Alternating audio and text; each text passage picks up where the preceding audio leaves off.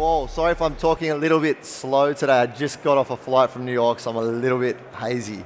So this is me, long-haired Greg. And really, I'm here to talk about the future of spirits. And I'm going to kind of take you through a few different stages and really just have you guys understand what we do as a company. I'm from Australia and we're based in New York. And obviously here to talk about the future of the spirits industry or how we see that. So I'm really going to touch on why we do the things that we do within our company and where we got to the product that we have created and where we hope to see things really get to in the future, because as you all know, the spirits industry is one that's really centered around innovation and has been since its inception, since it started. The reason that we do what we do is really about innovation, and the reason that guys like Chris, who were talking earlier, innovate on all the products they do as well. So that's really the core around what we do and really the core around this talk as well. So the future of the spirits industry for us really started for me with Forbes, where I met my now business partner as well. So prior to doing what we do now, I was working at a company called Diageo. I'm sure some of you may know it, a very, very small liquor company. And when I was there, I was working on a small alcohol brand called Smirnoff. It's the largest vodka brand in the world by volume. And really when I was there, I took a real understanding to the spirits industry as a whole, the vodka category in itself as well, and really a lot of the pros and a lot of the cons with what goes on in the spirits industry and what goes on in the vodka category specifically. During my time at Diageo, I was selected on a list called Forbes' 30 Under 30, where they sent 30 of us overseas, and that's where actually I met my now business partner and the CTO and master distiller, I would say, of our company as well. Funnily enough, they sent us to Israel, to Tel Aviv and to Jerusalem, and we actually met in a bar. So no better place to start an alcohol company than in a bar. And I think during our time over there, we definitely came up with a lot of things. One of those was definitely a hangover, and that really sparked a lot of the conversation to where we are today. But more importantly, one of the big things that we took away from there was really an understanding that our bond over alcohol went beyond just socializing and having a drink, and it went from his real core and his real beliefs as a technologist, and mine, which are really around innovation as well. So for us, we came together and we decided to start a company that was really about inspiring people to innovate, because innovation is, as I said at the start, is really the core of what we do, and without innovation, the world as we know it will not progress. Not just the spirits industry, not just the entire alcohol industry as a whole, but the world as a whole, because without innovation, things become stagnant. And I think a lot of the talks that you'll see today around sustainability are around people trying to innovate around sustainability and try new things, because without trying new things, you will never get to where you want to get to, right? I think there's a really great saying that if you do what you always have done, you will get where you've always gotten, which means you will get nowhere. This is me and Staff. Me, clearly long-haired, and Stafford, my brilliant business partner that I said that I met, that we met in a bar. And more than anything, we're just two millennials trying to create new things and have fun along the way, because what better industry to be in than the alcohol industry to have fun as well. So a little bit about Stafford. So Stafford's background, he got his PhD from Yale in chemistry and physics. So he is a career scientist from top to bottom, submitted several patents along his way. He's authored over 35, 40 publications, and he's just a prodigy, I would say, in that respect. But more than anything, we combined and fell together over our kind of, I guess, core belief of one central idea, which is really around innovation, but really stemmed from the environment as well. Me being from Australia, I'll touch on a little bit more, and Stafford being from the East Coast of America and a career technologist and environmentalist, his entire career has really been around helping the environment by creating new and innovative ways and using science to do so. So this is us. This is actually shot in our first distillery, which is in Brooklyn, and I'll touch on that a little bit later as well. But people like to kind of call us yin and yang because we're vastly different. You'll probably notice that if you ever kind of see us together or talk. But the one thing that we do really bond over, obviously, is our love for drinking. Me being Australian and him being an Irish background as well. So why would we want to set out on this mission to go and not only innovate, but to try and create products that are sustainable and better for the environment? And it's a really, really harsh reality, but as Greta Thunberg says, our house is on fire, and particularly my house of Australia is literally on fire right now, which is a really, really tough thing to see and a really sad thing to see, because in a day and age where the climate and our climate is more important than ever, we really need to make concerted efforts to actually think about it in everything that we do. And unfortunately, the spirits industry is one of the ones that's really sucking the life out of our planet as well. And for me, it was only during my time working in the industry that I actually really became to realize that there is a real problem as well. And I think as the years progress, and as the years have progressed and will progress, we'll really get an understanding that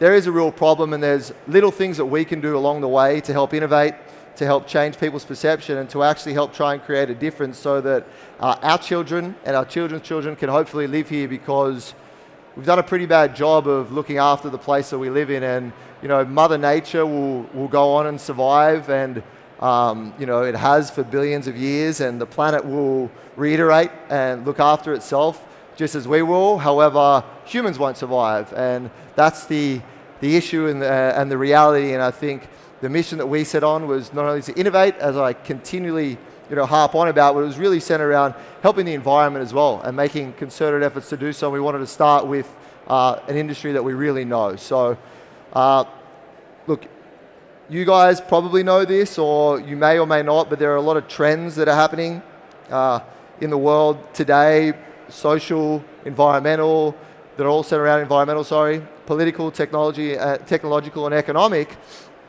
And you'll see that there's huge companies and huge conglomerates are all making concerted efforts to be more sustainable. I think up here I've got Budweiser, committed that every bottle of their beer in the US is now brewed with 100% renewable energy. Starbucks eliminating plastic. Adidas will only use recycled plastics by 2024. They've partnered with a company called Parley from the Oceans, where they actually clean up ocean plastic and then turn that plastic into clothing, into shoes, Lego and IKEA. So there's this real movement happening around the world, actually, that companies are trying to be more sustainable because of what's going on in the world today. Now, during my time working in the industry, and especially working on a brand like Smirnoff, a big piece of what I had to try and do was to try and manufacture a purpose for the brand. It was really about, how can we create a purpose behind this brand that people can actually get behind? And this is phenomenal that companies are doing this, but they're doing it off the back of the poor work that they've done in the past. So for us as a company, our purpose is inherently built within the foundation of our company, and I'm going to tell you how and why our technology is rooted in helping the environment, not starting to try and help the environment because of the damage that they've caused to the environment as well. So the point of this slide and the one before is just to really understand that there is a global movement happening, and that for us, if we can help be a beacon for other companies to do so, we would really like to do that.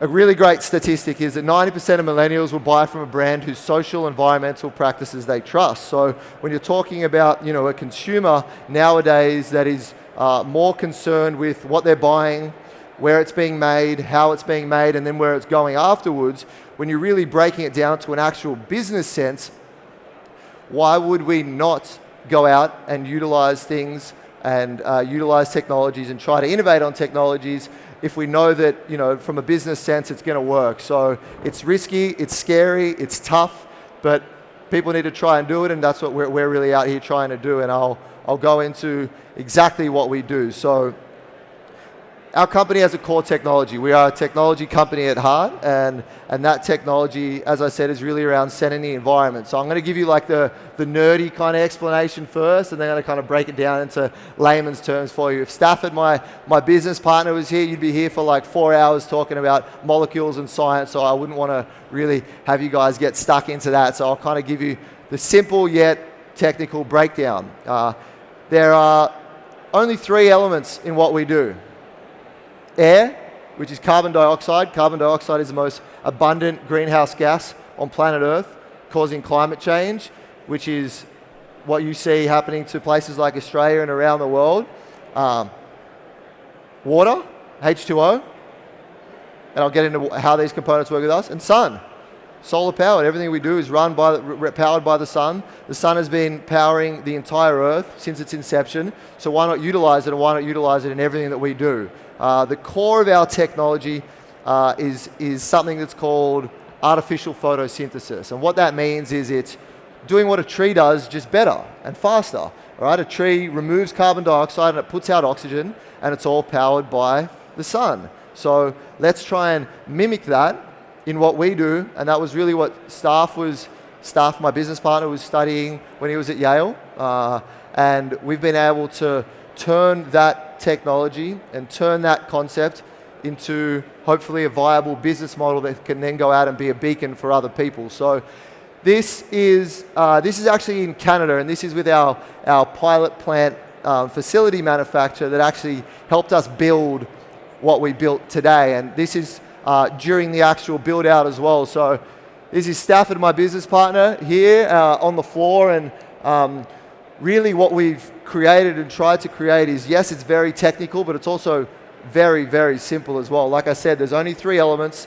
Our distillery in Brooklyn, we have a second one coming, is very much like a traditional distillery, but also not, right? We don't need a lot of the things that traditional distilleries need and use, and it's all automated and the rest. Now, this is a very small scale version of what we built, and we built this with our partners out of MIT, which is a university in Boston as well. And the reason we built this was purely for R&D purposes, to show that we can build them on really large scales that we have, and we can build them on really, really small scales. So this facility here probably could fit in half the size of this, and it can produce up to 5 gallons of ethanol a day. So really, really small system, but it still has a pretty nice output for something like this. And like I said, the reason that we have facilities like this with project partners is that the output of our system is ethanol, and that ethanol can be applicated to an array of different things, which I'll touch on, but we started with the spirits industry, obviously. And here we are in Brooklyn. This is, funnily enough, a shoot that we did for like a fashion magazine in New York called Couture. So we look nice and stupid standing on the scissor lift over there.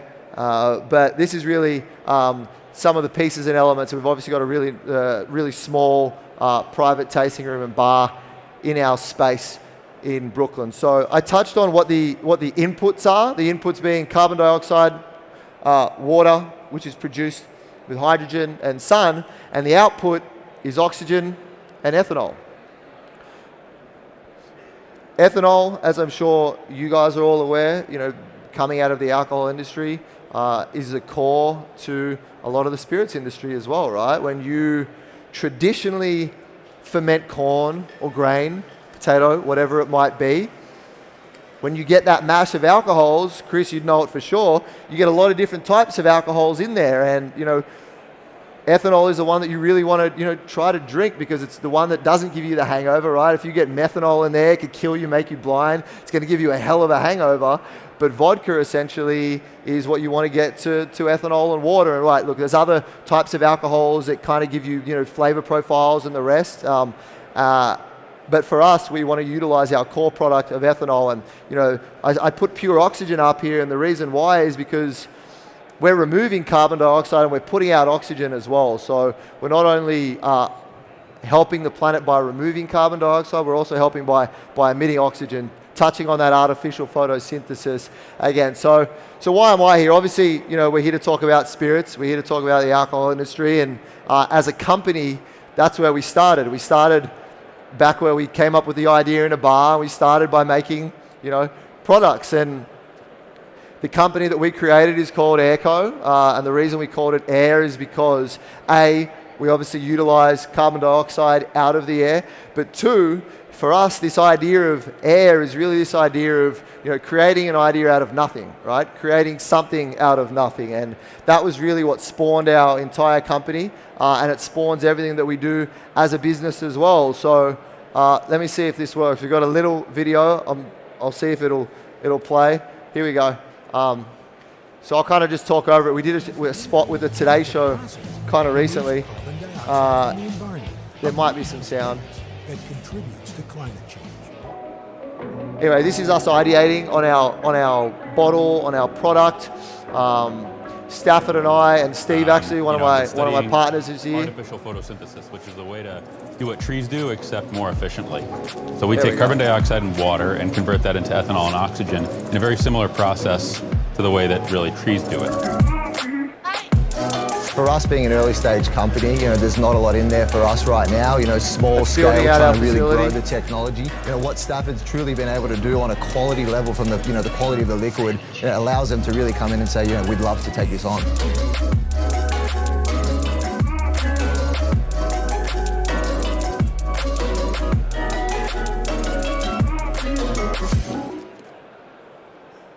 Cool. So I think we're going to have a little bit of a translation now on some of the things that I was speaking about. Básicamente lo que ha dicho es que el proceso que utilizan ellos es un proceso de fotosíntesis artificial en el que consiguen, los productos que obtienen a través de esta fotosíntesis artificial es oxígeno puro y etanol, que el etanol es el ingrediente básico de todos los destilados y que, como aparecen todos los destilados, luego, aparte del etanol, se le puede añadir aromas y la idea básica es que crean algo a partir de la nada.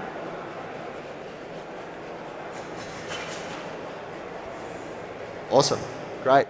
So we really kind of coined this term, goods that do good. And the reason we came up with this term, and the reason we utilize it in everything we do as a company is because it's really what we want to do. We want to create goods that do good. We want to create products that are helpful to the planet, not harmful to the planet.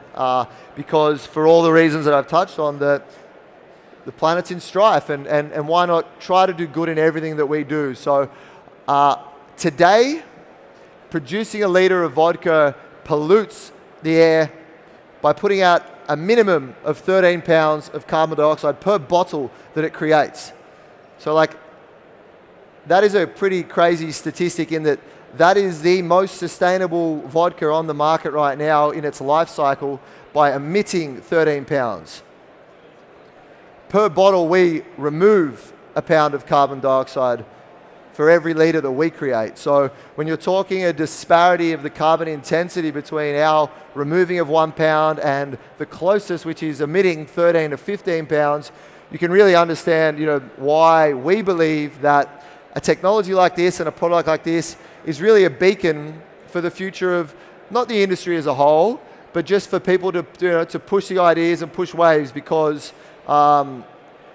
while we have technology and while we utilize a real deep science behind it, there's still a science and a mastery to the craft spirits industry and the industry as a whole. And we absolutely do not want to take away from that.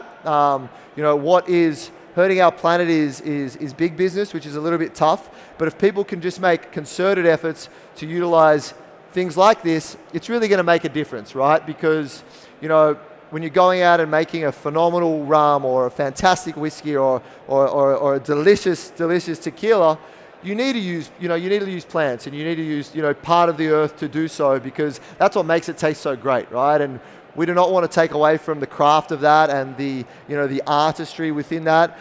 We just want to be able to say that and show that, look, there are other alternative ways out there, and that we should utilize it, just a little bit, because without it, there's no innovation that's going to be happening in this category ever. and a lot of the flavor profiles that you get within the bottle, because it makes up 2/3 of the liquid. So you might get a little tiny hint of sweetness within there, but you'll also notice that compared to a traditional vodka, it's not going to burn you as much as what you would necessarily get. Sure, it's going to burn a little bit. It's vodka and it's supposed to, and that's part of the fun of drinking it as well. But you'll notice on the nose, it has a bit of a bite and it smells really strong, but what I hope is you'll notice that it is kind of smooth as well. And that was really the goal, right? It was to create, hopefully, the smoothest, cleanest, purest, ultra premium vodka on the planet. And the bottle is a reflection of that, right? We wanted to make a bottle, and we actually love the Empirical guys and what they do with the cleanliness of their bottles as well. Simple, clean, sharp, rooted in design. And that's what we tried to emulate here in theory, right? It's like, how can we let the bottle and the liquid really do the talking and let it shine through and be a reflection of our liquid in its clarity and in its purity as well. So 3 of the really big pillars for our vodka business within our business are really centered around making products that are obviously sustainable, that are beautifully designed, and that are just higher quality before. So we really try to touch on everything that we do. I think the next slide is probably me just tooting my own horn. No, that's the one afterwards. So this is just another shot of the product as well. We try to really keep it as minimal, crisp, clean along the way as well. Just silvers and whites, and here are the real benefits, I would say, to our product compared to the industry that I knew, which was coming out of mass brand, coming out of the Smirnoffs of the world, right?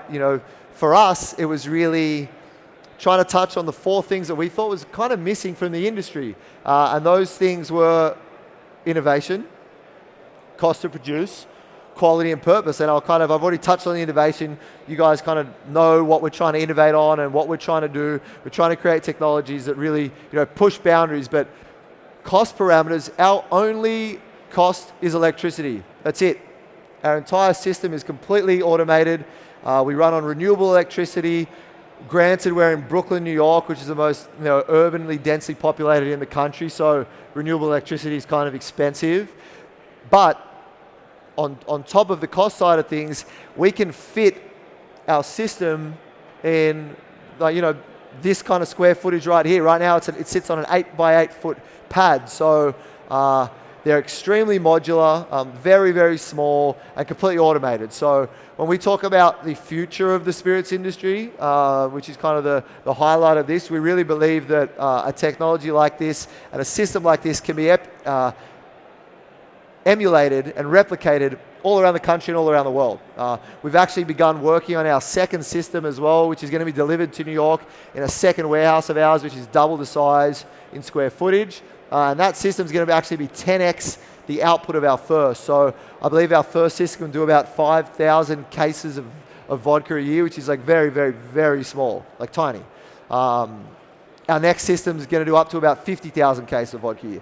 So that's when you're talking about like a decent amount of volume for a micro distillery scale. However, if we were to then replicate that system and put one of those systems in every state around the US, displacing transportation and the emissions and costs that come with that, that's when you're really talking about innovation on another level, right? You don't need to have one centralized farm that has 40 football fields worth of corn and irrigation for that, and one centralized distillation plant in order to do so, because we don't even need to distill. What comes out of our system is ethanol. All we need to do is mix it with water because it's that clean and that pure. We put it through a still because we have to legally in the US, because you need it in order to call it a distilled spirit. You guessed it, it has to go through a still. So quality, we talked about, and purpose, right? Purpose for me is really centered around why we do everything that we do, because we can go out and create great products and have fun and sell things, but for us as a company and at the core of our company, it's really around why do we do it? Why do we create the things we create, and why do we try and innovate in everything that we do, right? And it's really centered around the environment and hopefully inspiring other people to innovate as well, because if we can utilize this technology and our company as a beacon for that inspiration, that's a win for us. Here's the tooting our horn slide. We like to kind of, I guess, in the early onset of our company, got a lot of scrutiny, right? We got everyone telling us, you guys can't do this. People have tried for years and years and years, and companies have spent hundreds of millions of dollars, trying to not only create the technology and do it, which we've managed to do with very, very, very minimal amounts of dollars, but no one's going to drink it and no one's going to like it. And for the first 2 years of this company, every meeting we went to, people said to us, no one wants to drink a drink that's made from carbon dioxide. It's going to taste rubbish. Sorry, I'm spitting everywhere. And it's going to taste bad. So for us, we really like to, I guess, kind of brag a little bit around the fact that, you know what, you guys have drunk it.